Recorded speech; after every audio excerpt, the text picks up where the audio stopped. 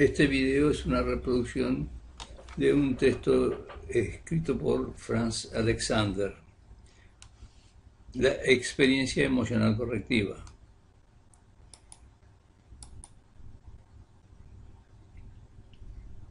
El principio de la experiencia emocional correctiva. En todas las formas de psicoterapia etiológica rige el mismo principio terapéutico básico, que se trata de reexponer al paciente, en circunstancias más favorables, a situaciones emocionales que no pudo resolver en el pasado.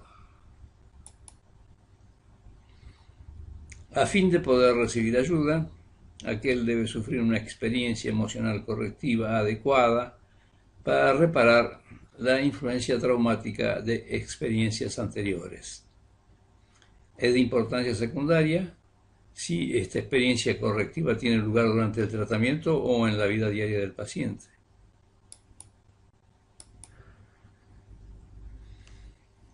El carácter de la relación transferencial es singular en el sentido de que el paciente tiene la oportunidad de poner de manifiesto cualquiera de los modos de conducta entre una gran diversidad. Es importante comprender que en esta relación el dominio de un conflicto irresuelto se hace posible no solo debido a que el conflicto transferencial es menos intenso que el original, sino también a que el analista adopta una actitud distinta de la asumida por el progenitor hacia el niño en la situación conflictiva original. Mientras el paciente continúa actuando conforme a pautas anticuadas, la relación del analista se adapta estrictamente a la situación terapéutica real.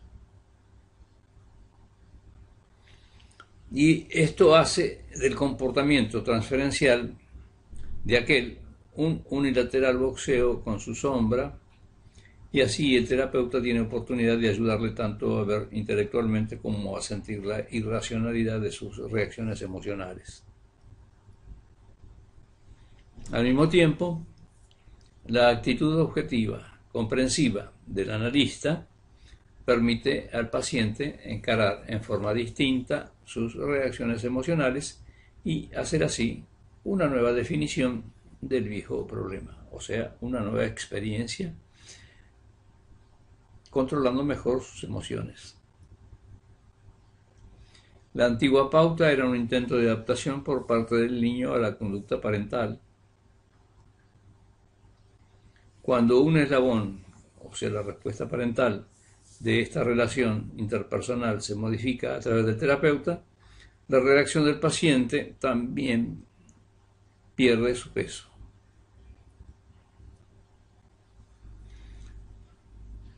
Al formular la dinámica del tratamiento, la tendencia usual es subrayar la repetición del viejo conflicto en la situación transferencial y destacar la similitud que hay entre la antigua situación conflictiva y la situación transferencial, o sea, la situación actual.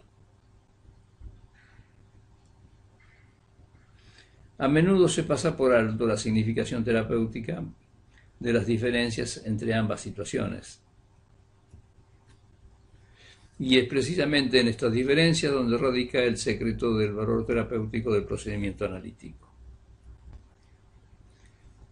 Porque la actitud del terapeuta es distinta de la actitud de la persona autoritaria del pasado, por eso brinda al paciente la oportunidad de enfrentar una y otra vez, en circunstancias más favorables, aquellas situaciones emocionales antes insoportables y tratarlas en forma distinta de las antiguas.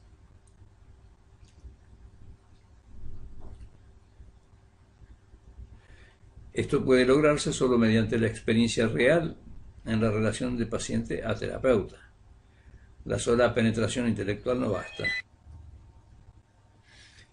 La comprensión intelectual de esa genética por el paciente posee solo una importancia accesoria. Cuanto más exacto sea el entendimiento del terapeuta acerca de la dinámica y, por ende, cuanto más capaz sea de reactivar las actitudes anteriores, tanto más adecuadamente podrá brindar, mediante su propia actitud, las nuevas experiencias necesarias para producir resultados terapéuticos.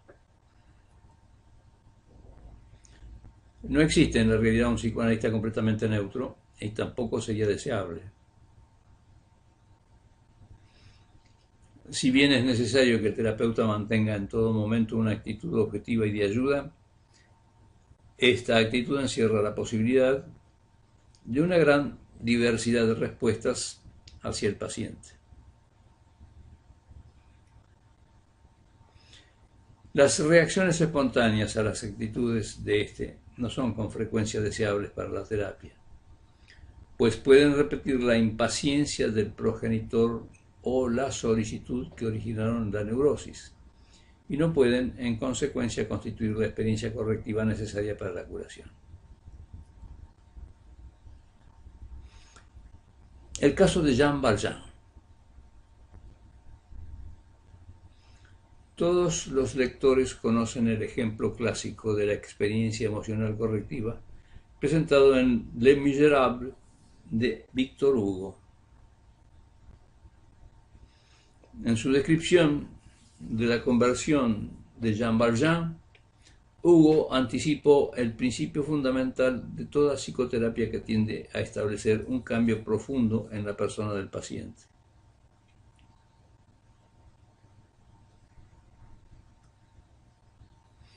Se recordará que la personalidad de Jean Valjean, el ex convicto, sufrió un cambio dramático debido a la abrumadora e inesperada bondad del obispo a quien tratara de robar. Todavía anonadado al verse tratado por vez primera en su vida, mejor de lo que merecía, Valjean encuentra al pequeño Gervais tocando la gaita en el camino. Cuando la moneda de 2 francos del niño cae al suelo, el ex convicto, o sea Jean Valjean, pone su pie sobre ella y se niega a devolvérsela. Aunque el niño llora y ruega desesperadamente, Valjean permanece incólume. En un estado mental de parálisis y de total confusión, es incapaz de quitar su pie de encima de la moneda. Solo después de partir Gervais desesperado, entonces despierta Valjean de su estupor.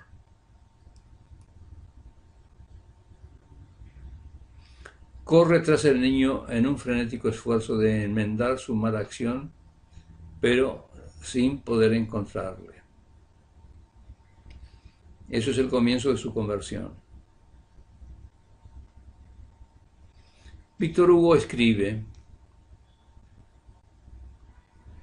sintió en forma indistinta que el perdón del sacerdote era el asalto más formidable que le hubiese conmovido hasta entonces, que si resistía a tamaña clemencia, su endurecimiento sería permanente, y que si, por el contrario, ahora cedía, debería renunciar a él, a ese odio con el que los actos de los otros hombres habían llenado su alma durante tantos años, y que le complacía que en esa ocasión debía conquistar o darse por vencido, y que una lucha colosal y final, se había iniciado entre su maldad y la bondad de ese hombre.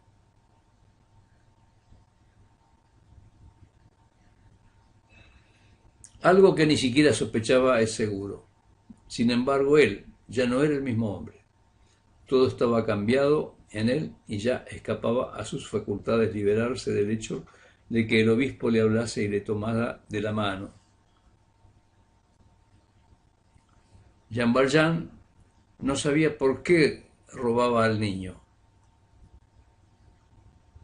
Sentía con claridad, sin embargo, que si a partir de ese momento no era el mejor de los hombres, sería el peor, que ahora debía ascender más alto que el obispo o hundirse más hondo que el esclavo de las galeras, que si deseaba ser bueno debía llegar a ser un ángel, y si deseaba seguir siendo malvado, debía llegar a convertirse en un monstruo.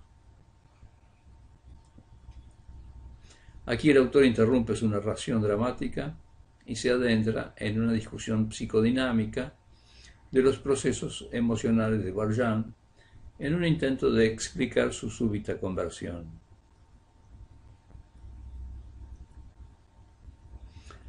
La percepción dinámica de Hugo. De no ser por el episodio con Gervais y la explicación psicológica que Hugo da del estado emocional de Valjean, el relato de su conversión no merecería nuestra atención. La escena del obispo, que demuestra el efecto de la bondad sobre los infortunados y maltratados parias, no es en manera alguna nueva. Para Hugo, el concepto de equilibrio emocional perturbado no era una mera frase, sino una realidad psicológica cabalmente entendida. Plantea la cuestión de por qué Valjean cometió acto tan brutal precisamente en ese momento y la responde con una pregunta. Era un esfuerzo final y, por así decirlo, supremo del pensamiento maligno traído por él desde Bagne, un resto de impulso, un resultado de lo que en estática se llama fuerza adquirida. Hugo comprendió que el acto del obispo era un ataque violento contra el precario equilibrio emocional de Valjean, consistente en ser cruel con un mundo cruel, y vio que, como respuesta, Valjean debía restablecer su equilibrio mediante una rencorosa insistencia en ser malvado. Con ello, Hugo describe una experiencia bien conocida en psicoanálisis.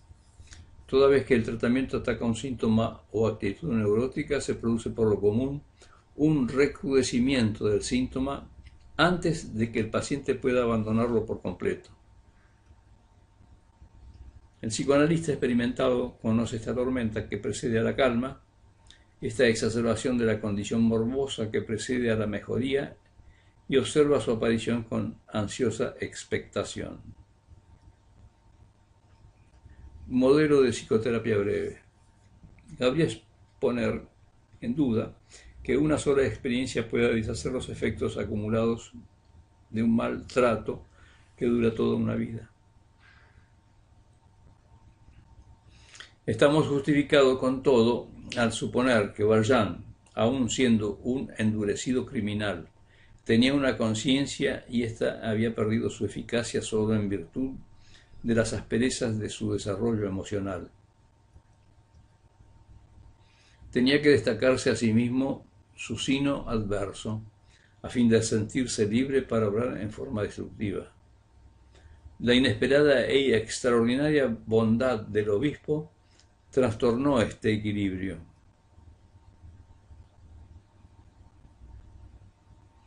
Que el relato de Hugo no es mera creación de la fantasía lo han probado numerosos ejemplos clínicos. Los informes de Eichborn sobre sus pacientes delincuentes presentaban acontecimientos análogos. El autor de este capítulo ha observado también el tremendo efecto que sobre los jóvenes delincuentes tiene el mero hecho de que la actitud del terapeuta no sea crítica y moralista, sino por el contrario, la de un amigo benévolo y deseoso de ayudarles. En algunos pacientes, los marcados contrastes entre sus propias reacciones autocríticas superyoicas y la actitud tolerante del analista puede bastar por sí sola para producir resultados profundos, tal como se advertirá en los casos presentados en capítulos ulteriores.